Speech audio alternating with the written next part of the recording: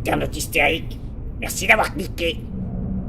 Je tente ici de la formule générale de notre économie, celle du capital, c'est-à-dire de l'argent et sa transformation à travers son échange, sa marchandisation, à partir du chapitre 4, deuxième section, du livre de Karl Marx de sa définition, l'exercice habituel de versification.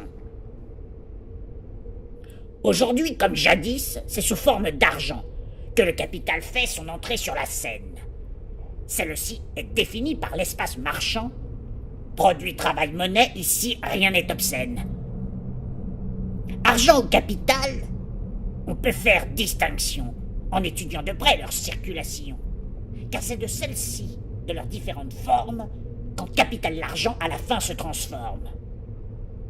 Très intuitivement, du flux de marchandises, on pense communément, c'est une idée acquise, qu'il faut en produire une, la mettre sur le marché, pour se faire de la thune et ensuite acheter. Le cycle commence donc avec la marchandise, il s'arrête avec elle, c'est elle qui est requise à la fin de l'échange car sa valeur d'usage dans cette circulation constitue l'étayage.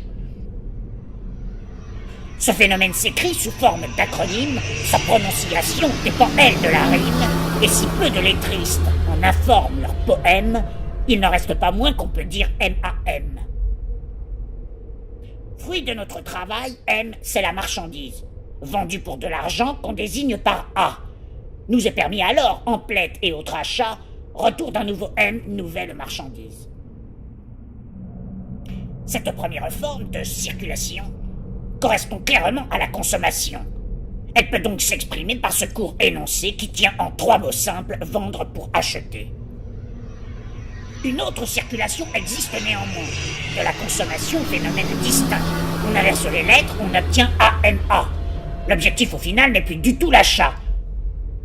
Le départ de ce cycle se trouve dans l'argent. C'est lui qui est requis dès le commencement. A symbolise ici l'argent nécessaire à l'achat d'une marchandise, peu importe quelle qu'elle soit. On l'appellera M, marchandise circulant, car elle est revenue après un certain temps, ou bien quelque autre part, immédiatement, encore pour de l'argent avec une plus-value pour que l'investisseur s'enrichisse tant et plus et retrouve augmenter son argent, deuxième A.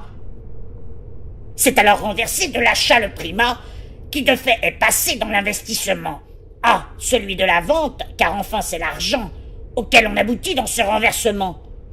La conclusion produite par l'aboutissement à l'argent qui d'argent toujours plus s'engendre, tient dans cet énoncé, on achète pour vendre.